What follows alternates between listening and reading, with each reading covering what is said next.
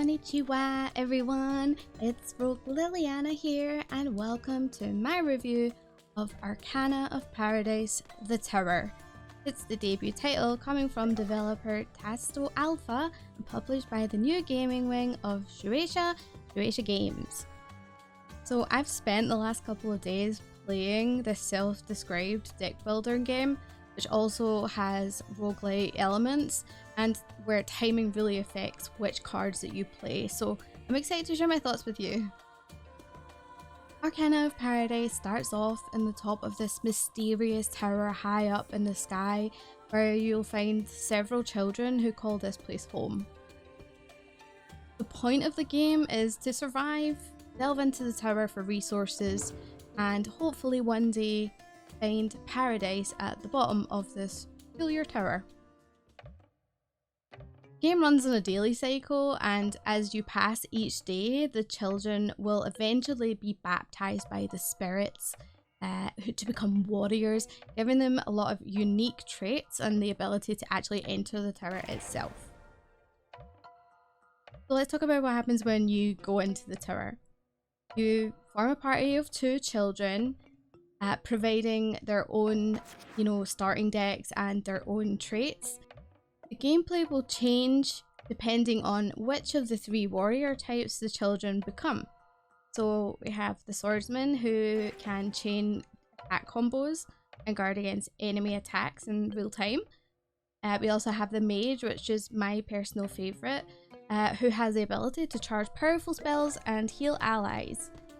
Very white mage inspired, I feel. That's just my personal love. And finally we have the diviner, who can combine divined hand seals and debuff foes. Pretty cool actually. The mage definitely is my favourite, although I did have fun with the other 2 classes as well. Having the 3 different class types, or warriors as they're called, they definitely provide a mixture of gameplay depending on how you pair the children's abilities together.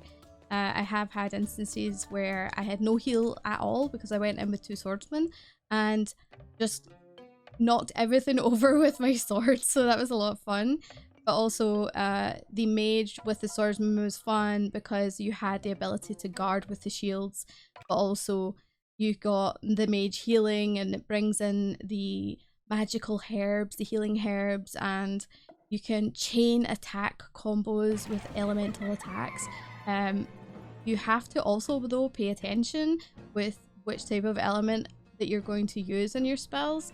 If you use, for example, fire and then you use water, it basically kills the spell. They're not compatible together. But if you were to do, fire, air, fire, it like super amplifies the spell, so that was really fun. I enjoyed that a lot. The real-time combo mechanic in the game is quite unique, and I would say it's the biggest selling feature when it comes to the battles themselves, because timing plays a critical role in which cards that you play. So with the ability to deal your hand at any time, you can dig through your deck for that one healing spell to avoid being killed, or a shield to guard against an upcoming attack, or even chain those spells to deal major damage, as I said before. The needs to balance using cards for immediate benefit versus saving them for more impactful moments creates an interesting strategic element that kept me engaged throughout the game. Some cards effects can also differ depending on their orientation. I found that my team on one occasion became poisoned because our healing herb card was upside down when we used it, and therefore essentially my team were eating the roots of the herb. So that was not ideal. Also there was an enemy who was able to reverse my cards, and essentially I didn't know which way was up anymore. It kind of threw me for a loop a little bit, but it was fun, it was good. A mechanic that is used in battle is called the Hanged Man card. It's basically how you're able to manipulate the orientation of your cards, whether they're upright or inverted upside down. This also not only affects your cards in your hand, but it can also impact the enemies too. So it's actually quite a lot of fun testing it out and see how things change depending on when and how the card is played.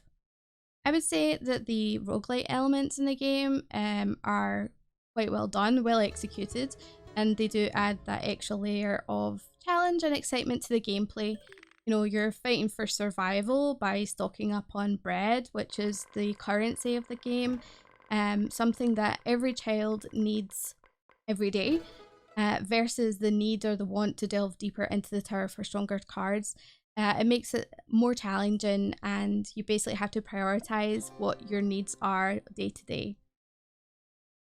With the randomized levels and the fact that it's a game over if you run out of bread, so you can't feed the children, creates a sense of urgency and tension that kept me, kept me on my toes and tried to make me, really strategically think about what my next move was. One of the other things that I really enjoyed about the game and kind of kept me wanting to delve deeper into the tower was the fact that I could rescue children. When you're in these battles, you're essentially going through something called Arcana trials, and sometimes you will come across the enemy called the Child Arcana, who essentially does mimicry with you. So when you attack, she attacks, and if she basically mimics a lot of the moves that you have.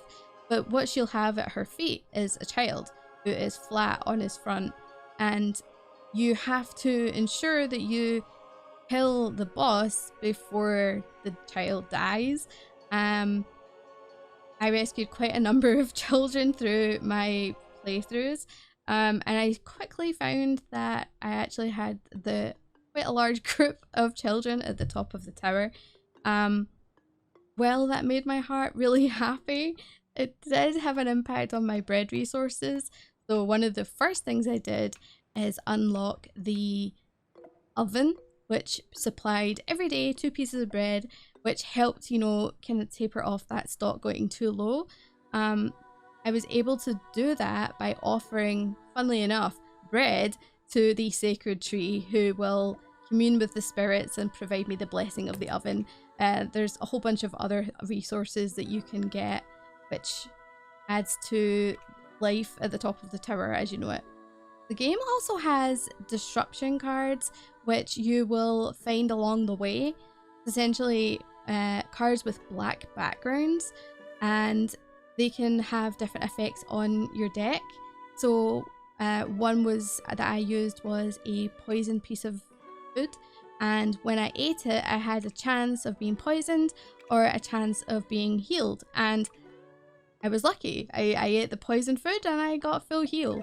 But then I went against an enemy who inserted trash disruption cards, which essentially are these cards that just have a lump of trash on the front.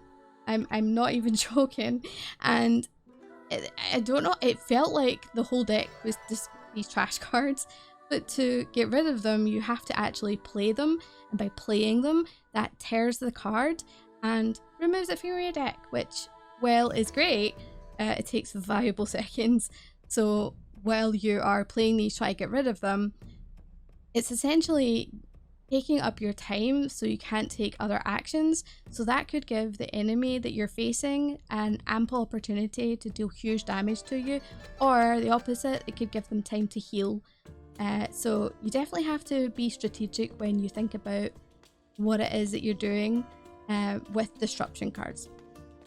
The graphics and the art style in the game are actually really quite beautiful, with the primary character design done by Masayoki Shindo, who is the manga artist for Shonen Jump's Ruri Dragon. I thought that was pretty exciting, and it gets me excited to see what the rest of the game looks like when it's released. So far, the visual representation adds to the overall atmosphere and the theme of the game really well. So overall, what did I think of Arcana of Paradise, the tower? Well, honestly, I thought the game was really fun and challenging at the same time. I liked the deck building mechanic with the real-time combat. I thought that was really fun. It was made me really consider what my next move was. And, you know, because of the being able to redraw your hand at any time, I was able to, you know, really go looking for the next card that I needed. Or, you know, if I didn't take a fast enough move, my cards would be automatically redrawn. So definitely one of its biggest selling points, I would say. So yeah, overall, like, I thought it was a really enjoyable and engaging experience. I had a lot of fun with it.